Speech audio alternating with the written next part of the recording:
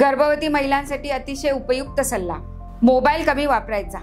आणि मोबाईल न वापरण्यासाठी तुम्हाला काय करायचंय तर तुम्हाला रोज नामस्मरण करायचंय, तुम्हाला देवाची पूजा करायची, तुम्हाला तुमच्या आराध्याचं नामस्मरण करायचंय. आणखीन तुम्हाला जर ते करता येत नसेल, तुम्हाला बसता येत नसेल, तर तुम्ही मंत्र लिहून काढायचंय.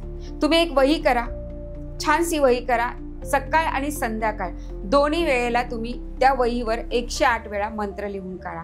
मग सकाळी तुम्ही 12 वाजायच्या आतमध्ये कोणता मंत्र लिहाल तर ओम राम कृष्ण हरी हा मंत्र तुम्ही लिहा. याच्यामध्ये राम आहे, कृष्ण आहे, हरी आहे, महादेव आहेत, सगळं एकत्रीकरण या रामकृष्ण हरीमध्ये झालेलं असतं.